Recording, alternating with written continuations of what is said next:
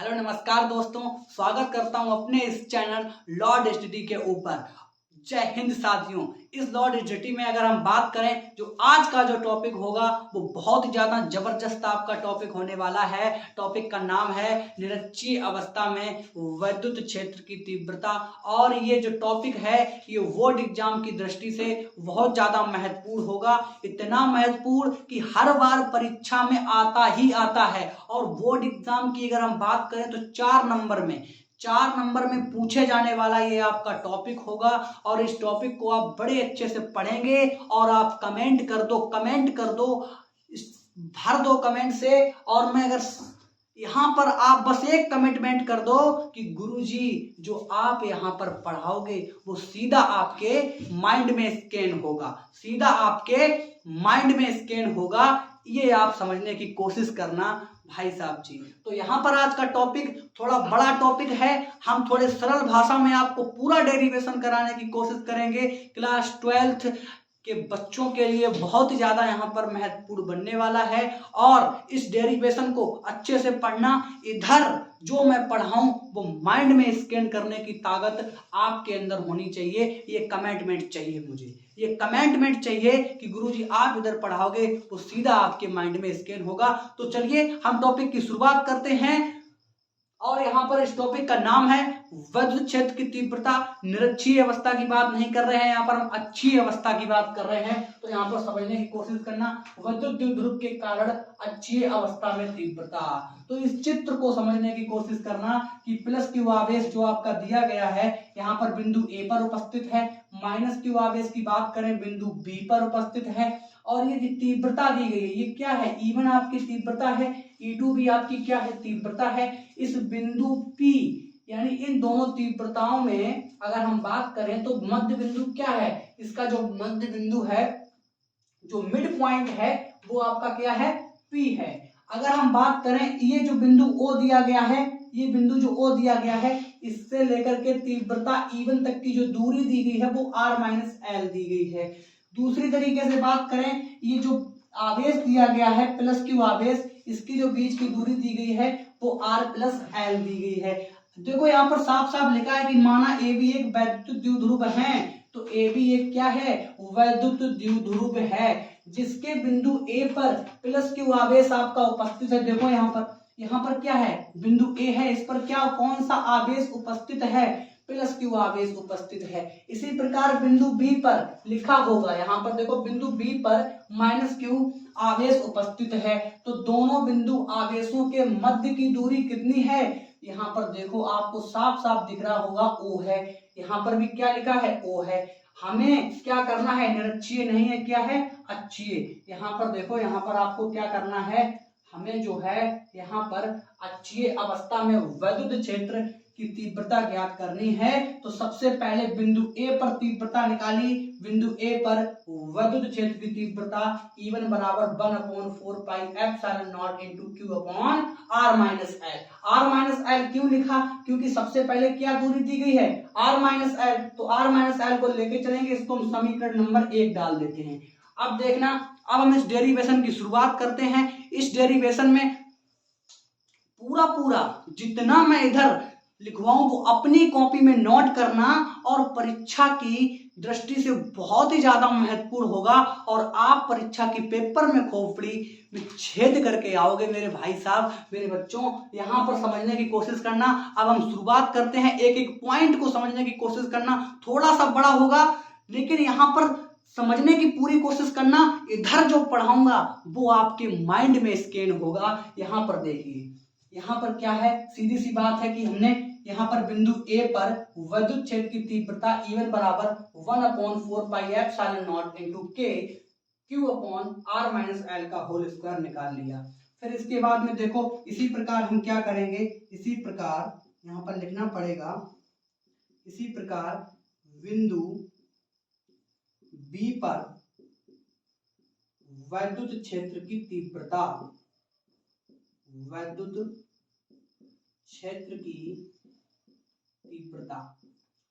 क्षेत्र की तीव्रता, इसमें अब की बार हम क्या करेंगे? अब की बार E1 निकाला था तो अब की बार क्या निकालेंगे? E2।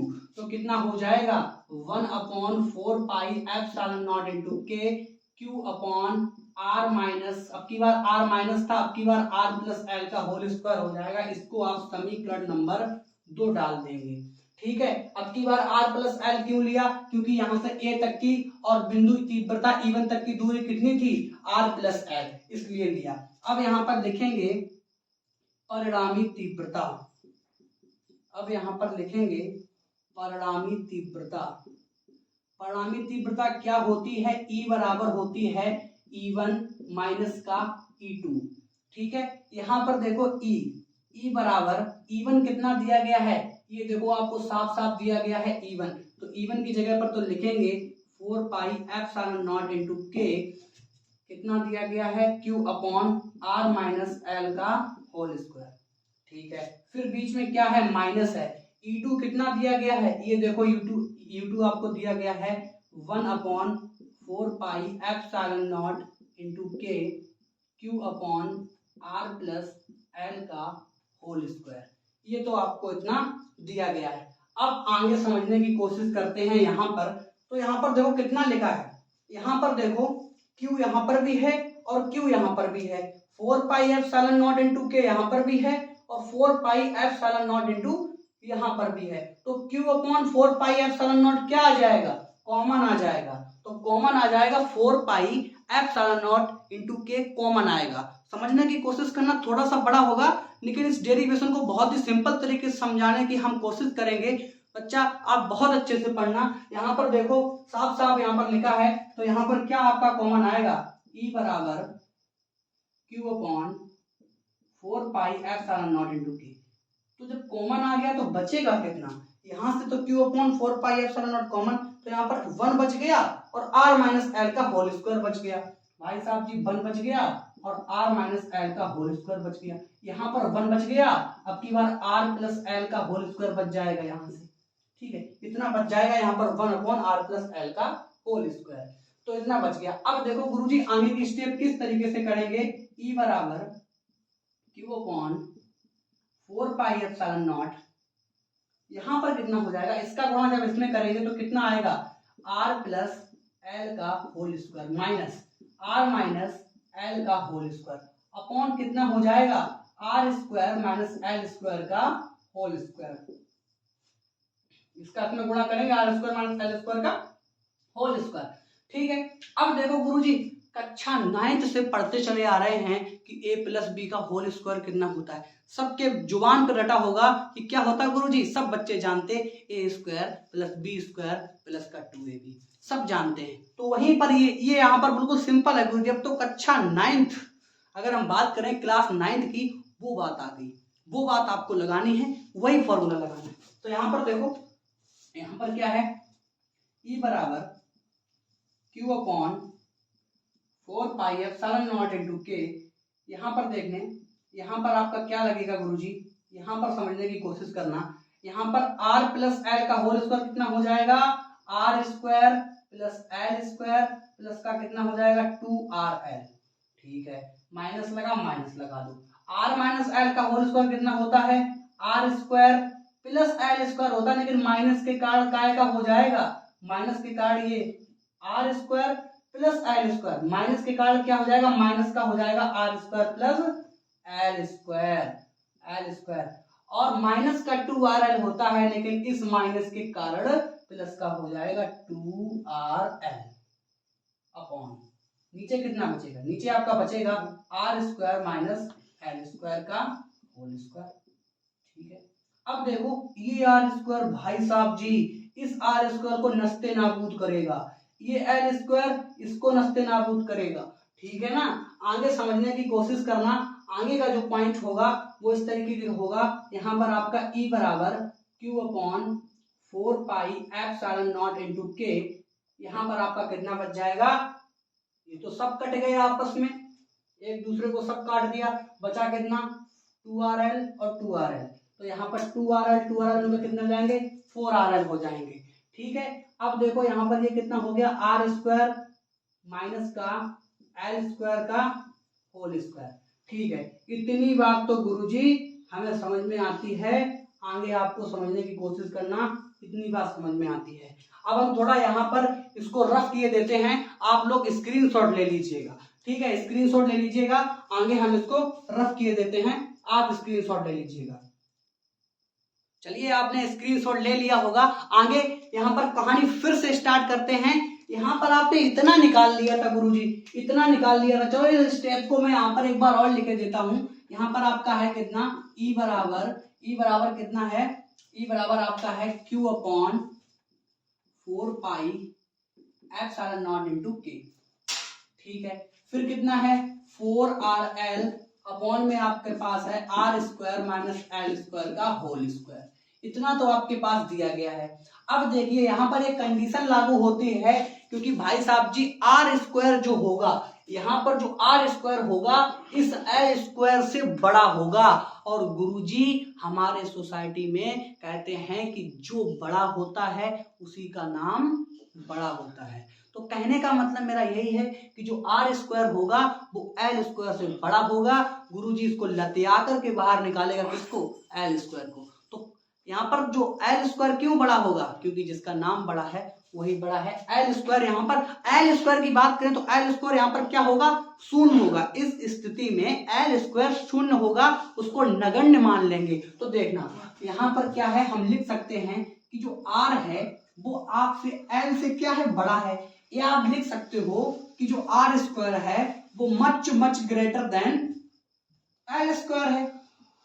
तो यहां पर हम लिखेंगे कि L स्क्वायर को नगण्य मानने पर, L स्क्वायर को नगण्य मानने के L स्क्वायर का कोई मतलब नहीं निकलेगा। तो यहां पर कितना लिखेगा, E बराबर Q upon 4 pi epsilon naught into के। ये आपका हो जाएगा 4RL और ये कितना हो जाएगा, R स्क्वायर का होल स्क्वायर। आगे की स्टेप समझना, E बराबर Q upon 4 pi epsilon naught into के।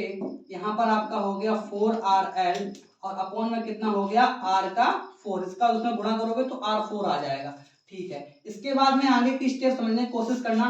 यहाँ पर इसको हम आगे समझाने की कोशिश करते हैं। यहाँ पर तो देखो आप क्या करेंगे कि यहाँ पर इसको किस तरीके से लिखेंगे कि E बराबर आपके पास है Q upon 4 pi epsilon naught into के। यहाँ पर इसको हम Q की जगह क्या लिख लेते हैं, 1। क्यों लिखा, क्यों ये वाला जो Q है इसको हम यहाँ पर गुणा करेंगे। कैसे करेंगे, देखो समझने की कोशिश करना। यहाँ पर जैसे कि 4 है, इसको हम 2 इंटू 2 लिख सकते हैं। इस 4 को, जी गुरुजी बिल्कुल लिख सकते हो, 2 इंटू 2। फिर 2 इंटू 2 के बाद में क्या होता है, यहाँ पर कितना बच गया, R। लेकिन ये Q यहाँ पर गुणा करेंगे तो Q आपको यहाँ लिख लो, बचा हुआ जो L है यहाँ लिख लो, जो R है वो बाहर निकल जाएगा। अपॉन में कितना बच जाएगा, R क्यूब। भाई साहब जी ये R इस R को नष्टे नाबूद करेगा, खत्म करेगा तो आपके पास कितना बचेगा, E बराबर 1 upon 4 pi epsilon naught into के। और यहाँ पर आपका क्या बच जाएगा, यहाँ पर आपका बच जाएगा 2 इंटू 2QL और अपॉन में कितना बच जाएगा, R क्यूब। अब देखो ये 2QL क्या है गुरुजी, ये 2QL है वैद्युत द्विध्रुव आघूर्ण। आपने पढ़ा होगा यहाँ पर वैद्युत, मैं लिखे देता हूं, वैद्युत द्विध्रुव आघूर्ण।